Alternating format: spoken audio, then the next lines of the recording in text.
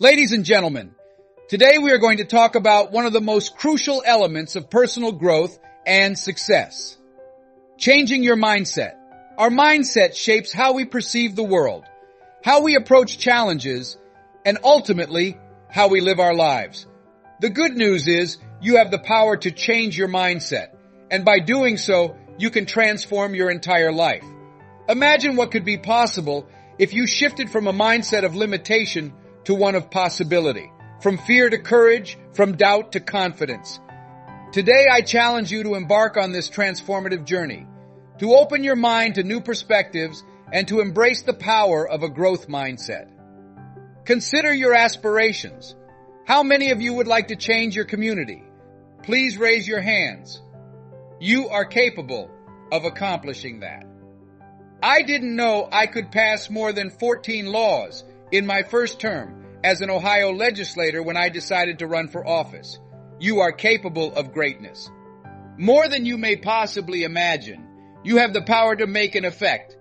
Let's say jointly that when you're ready to push yourself, let's plunge, everyone in unison, leap and spread your wings as you descend. Yes, it's inevitable that you will experience pain in life. You must be willing to try new things, even though you will err and fail some on the route to success. You have to be prepared to exert yourself. You must be willing to push yourself to the limit and live in constant discomfort. Thus, life's events take place. Things happen when you have aspirations and goals. I knew nothing about it. My mother fell ill in the middle of my third semester. Breast cancer was identified as her diagnosis. My siblings informed me over the phone that they were planning to place her in a nursing facility. I replied, no. We anticipated that you would say that, they said. Dade County's top nursing homes are the ones we've interviewed, I stated. No, I replied. You see, I had an issue. 7 grown individuals couldn't take care of one woman, but how could one woman rear 7 children who couldn't take care of themselves? That bothered me, and I declined. I returned to Miami to take care of my mother, and I did so until I was 89. I then resigned from the Ohio Assembly. Additionally, while you pursue your objectives, you will experience unanticipated events. Things will happen to some of you who are currently in the center of the storm. Don't ask yourself, why did that have to happen to me? How come not you? Who would you recommend? Would you like to share any email addresses or names with us? Really, that's what I said. Ned informed me that the cancer had spread to 7 different parts of my body when it struck me a second time. I burst out laughing. Why are you laughing? He asked. Do you refuse to acknowledge reality? No, I feel like Mother Teresa, I replied. What do you mean? He asked. Lord, you know how much I can take, she uttered. All I ask is that you not put so much trust in me. There will be times in your life when you will need to start putting your dream on wait and may even need to start over. How many people have experienced that already? Please raise your hands. It's called life, and you should keep it to yourself. 20% are happy to be you, and 80% don't care. You just have to deal with it and swallow it. That's what it means to be an entrepreneur, to be in business. Taking chances and going by faith rather than sight cause things to happen to you. I decided to share my story as a result of having to take a different approach. What number of you have a story? Please raise your hands. How many of you have experienced experiences in life that you feel you can share with others? Please raise your hands. How many of you, like me, have gone through phases in your lives when you were momentarily bigoted and insane? As you can see, some people are part of one of my training's objectives, 100,000 voices of hope outside of politics and religion, which in my opinion, unintentionally polarize and divide people. Instead, I want to teach people how to spread a message of hope and provide them with tools and strategies that will enable them to transform and start the process of elevating their lives. You possess a unique quality. You are capable of greatness. Your narrative has the power to change people's lives. My life was revolutionized by Mike Williams' conversation with me. My vision started to widen. What percentage of you have attended college? Please raise your hands. Excellent. More than 90%. Approximately what number of you have spoken at Harvard University? Please raise your hands. No. Raise your hands. That will come with time. Shake hands with people on your right and left and tell them that's something I'll do later. I'll get to that later. I'm the one being pointed at right now. Point now at me. Point tenderly at me at this moment. Let's say Les Brown, everyone in unison. Les Brown, I can do it too if you can. And this time, speak with confidence when you say, I can do it. Les Brown, point at me once more. If you can accomplish it, so can I. When you're ready, shake someone's hand and walk away, declaring, I'm ready to play a bigger game. Take immediate action on that. I'm prepared to step up my game. Indeed, it advises you to examine your objectives and yourself. When you push yourself beyond your comfort zone and challenge yourself, you can achieve things that will change your life in ways you never could have imagined. You will rise to previously unimaginable heights and begin to mature. And I tell you these things to imprint them on you rather than to impress you. You possess a unique quality. You are capable of greatness. You are capable of far more than you can ever think. Therefore, I'm recommending that you constantly seek out new opportunities and push yourself. How can an entrepreneur start differentiating themselves from the competition? What distinguishing quality about you can you possess? What are the key lessons you may apply to the market? Henry David Thoreau once said, "Do not go where the path may lead, but go where there is no path and leave a trail." This is something I've learned as a speaker, trainer, entrepreneur, and small business operator. You have to find something that you love and that you master. When considering oneself as a company owner, an entrepreneur, or an individual seeking to leave a lasting impact, you must possess a strong sense of hunger. Together, let's declare, I'm hungry to do more. I'm eager to challenge myself. I have a strong desire to advance in my life. I will always remember this gentleman with whom I will speak tomorrow. He's blind from glaucoma and is currently in his 90s, but I will always remember him. Young man, go to the board and figure out this problem for me, he urged. Oh, sir, I can't do that, I said. Why not? He asks. I'm not one of your students, I remarked. He said, observe me. Indeed, sir, proceed to the board and solve the issue in any case. I replied, sir, I can't. And with a giggle, the other student said, he's Leslie. Wesley is his twin brother. Wesley is intelligent. He is Deaton. What's DT? He asked. He is the less intelligent twin. I said, I am, sir. He emerged from behind his desk and added, don't you ever say that again, as some of the kids laughed along with him. You don't have to accept someone else's perception of you as true. And that marked a sea change in my life. It was a liberating and humiliating experience all at once, because he saw me through Goethe's eyes, and Goethe once observed, when you look at a man for who he is, he only gets worse.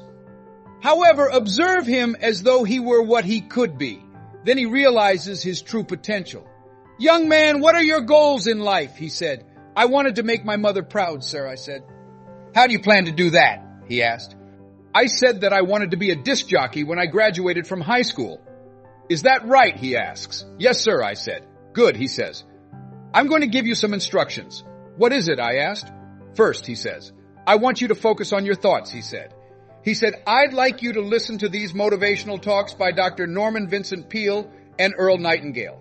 Develop your thoughts. Put this in writing. This is a crucial matter. You manifest what you think about. I want you to train your mind to work for you, he stated. You should concentrate on being a disc jockey too, each and every day. I want you to picture yourself speaking to thousands of listeners on the radio. It is my desire for you to visualize yourself achieving your desired goals. I urge you to follow suit and hold the vision. You want to be able to imagine yourself there and have a clear idea of what it is you want to achieve in any field, industry, business, or sector you want to work in. And I said, sir, I don't have a job yet, but I want to be a disc jockey. He continued by quoting Whitney Young. It's better to be ready for an opportunity and not have one than to have one and not be ready, he told the young guy. You have to be hungry, he added. I said, sir, I'm hungry. Good, he said. These are the keys to my automobile. I want you to get into my car, switch on the radio, and listen to Paul Harvey at noon. Paul Harvey, sir, who is he? He is the best communicator in the world. Whatever you want to achieve, find people who are experts at it, he advised, as success leaves traces. And that's exactly what I'm recommending to you. Select a field of interest, such as business and finance, insurance, or industry, and identify successful individuals in that field. Then take inspiration from them. And allow me to share one more thing, he said. Yes, sir, I said. Watch your relationships, he added. Both healthy and unhealthy connections exist among them. Healthy connections make you your best self. They give you inspiration. Relationships that are toxic drain you. I will, sir, I replied. I follow your instructions to the letter, sir. Then, Mr. Brown, he said. Indeed, sir. You've received everything I have to offer. You have to face the music and step out into the marketplace. Thank you, sir, I said. I traveled to Miami Beach to apply for a job. Program Director Milton Butterball Smith was in charge. Good day, Mr. Butterball. Greetings, sir. Les Brown is my name, sir. I enjoy working as a disc jockey. Hey, young dude, do you have any experience in journalism? I don't, sir. Do you have any broadcasting experience? No, sir. But every day I picture myself on the air, sir. I work on it. I just want a chance. Just try it out with me. No, we don't have a position for you, he says. How many have been turned down? Please raise your hands. Rejection devastated me. They replied, no, Mr. Washington, but I went back and said so. Don't take it personally, he said. Most people need to say no 7 times before they will say yes because they are so pessimistic. You have to be hungry, he added. Return once more. Yes, sir, I said. Greetings, Mr. Vaudeville. And how are you today? Les Brown is my name, sir. I enjoy working as a disc jockey. You weren't here yesterday, young man? Indeed, sir. I told you no yesterday, didn't I? Indeed, sir. So why have you returned today? To be honest, sir, I had no idea if someone had been fired or laid off. No one was let go for 5 years. Now leave this place. I returned the following day. Greetings, sir, Mr. Butterball. How are you? Les Brown is my name, sir. I enjoy working as a disc jockey. I am aware of your name. You weren't here the previous 2 days? Indeed, sir. Did I not tell you? Not in the previous 2 days? Indeed, sir. So why have you returned today? Well, sir, I'm not sure if anyone became ill or passed away. Respected, sir. Nobody fell ill or passed away. Nobody was fired due to a fire. Don't return here again, please. The following day I returned and exclaimed as if I'd never seen him before. Hello, Mr. Vaudeville. How are you? I said. He gave me a furious glare. Go get me some coffee, he says. Yes, sir, I said. Your son will be the greatest among you, according to my favorite book. How many of you actually intend to accomplish your goals? Please raise your hands. This is what I have. I would like you to put this in writing. Small business owners who give more service than they are compensated for will experience market takeaways. You must perform more work than you are compensated for. You must establish ties with other people because people do business with individuals they know, like, and trust. You have to be able to communicate your story. You must seek out methods. As a woman who rose to prominence in her field, people question how she got there in a male-dominated field. It's not our intention to please or satisfy our customers, she continued. Our goal is to astound them with the caliber of the services we offer them. Therefore, you must genuinely astound your clients.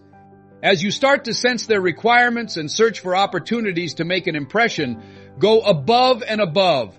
Those that are eager to work toward your goals and objectives are hungry, so keep that in mind. Go face to music, Mr. Brown, he said. I made 3 separate trips to apply for this job. They declined.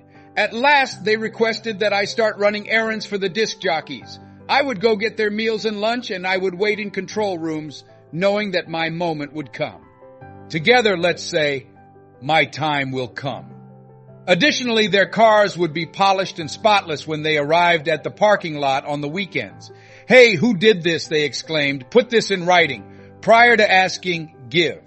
Prior to asking, give. All I wanted was a foothold in the door. I wanted to become known as the person to go to when things needed help. A resourceful individual, someone who is unrelenting and unstoppable, a person with strong organizational skills. Yes, sir, I did say. What is your fee schedule? Nothing, master. I merely wanted to lend a hand. I was establishing connections. Businesses deal with people who they like, trust, and are familiar with. Donna Ross and the Supremes are on our way. Pay attention. The Temptations and the 4 Summits. These are the keys to my automobile. Take them to the Fontainebleau Hotel on Miami Beach after picking them up. Serving you will be a pleasure for me, sir. I was chauffeuring these performers in the large lone Cadillacs owned by the disc jockey. Despite not having a driver's license, I drove as though I did. Then one Saturday afternoon, while he was on the radio, a disc jockey by the name of Rockin' Roger was drinking. Rock. Roger became so inebriated that he was unable to finish the show. His speech started to falter.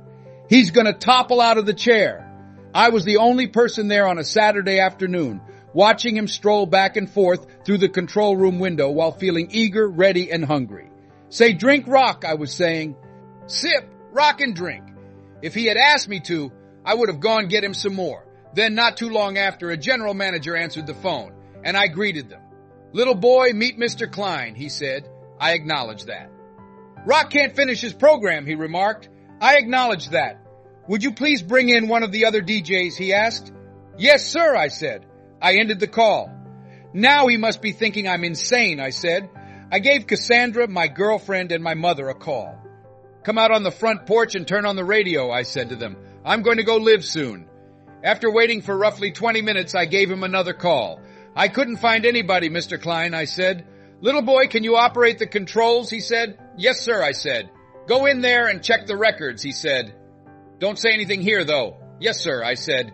I was eager to get the ancient rock out of the way. I slid on a quick record. I said, look out, this is Les Brown, your platter playing papa, LB Triple P. None existed prior to me, and none will exist following my departure. That means that I am the one and only, youthful, unmarried, and devoted. Domingo is legitimate, authentic, and Dublin qualified to provide you with a great deal of activity. I'm your love man. Move on, darling. I was famished. Give a round of applause to the elderly man. I was famished. I was famished. Shakespearean's left and right hands. You've got to be hungry, you remark, looking him in the eyes. Take immediate action on that. You've got to be hungry, you remark, shaking someone's hand. Hungry people will do things that others won't do every day, in order to possess the items that others will not have tomorrow. Individuals who are starving. Really, you should always aim to succeed in life, because the overcrowding is at the bottom.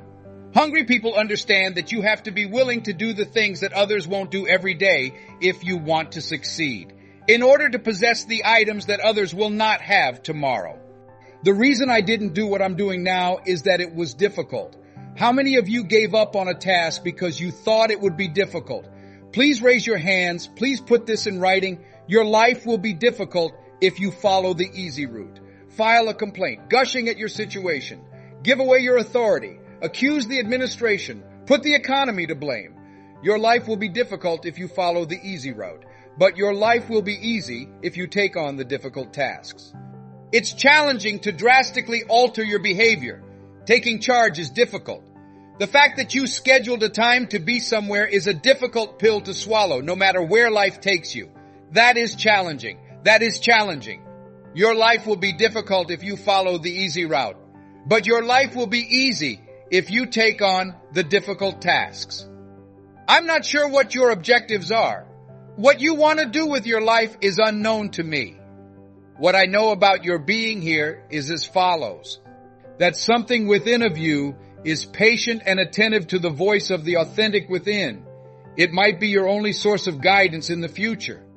And your days will be spent at the ends of strings pulled by others if you are unable to hear it for the rest of your life. And I give in to you. You're here because deep down you've promised yourself that you'll pull your own strings. I tell you, there's something in you that says, I'm going to control my own destiny. And that's why you're here. Something about you makes you realize that you had 3 fingers pointing at yourself when you aimed them at your circumstances. I would like to dedicate something that my mother adored to you. Mama, to hear me say, beat breast cancer for 22 years. This is a dedication to you, to the achiever within you, to your greatness and to the hidden talents, gifts, and abilities that are just waiting to be discovered. And this is all it says. Leslie. Indeed, ma'am. Mom. This is all that is said. Say that thing for me, boy, that it makes me feel good. Strength and sagacity, faith, hope, and confidence, and stern pertinacity if you want something so badly that you're willing to fight for it, work day and night for it, give up your time, peace, and sleep for it, if all that your dream and scheme is about it and life seems meaningless and worthless without it, and if you gladly sweat for it, fret for it, plan for it, and lose all fear of the opposition for it.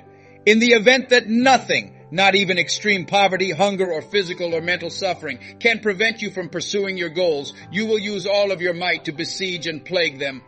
I want you to remember that changing your mindset is not a one-time event, but a continuous journey. It requires commitment, practice, and a willingness to step outside of your comfort zone.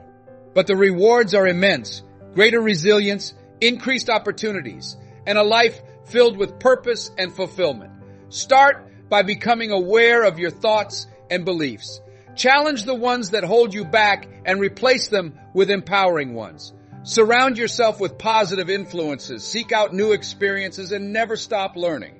Remember, a growth mindset is about seeing challenges as opportunities for growth and failures as stepping stones to success. As you leave here today, carry with you the belief that you have the power to change your mindset and in doing so, change your life. Embrace the journey of personal growth with enthusiasm and determination. Trust in your ability to overcome obstacles and to achieve your dreams. Thank you for being part of this journey.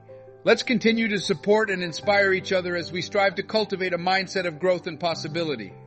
The time is now. Change your mindset and watch as your life transforms in extraordinary ways. You have the power within you to create the life you desire. Embrace it, believe in it, and take action today. You can do this and you will do this. The journey of transformation begins now.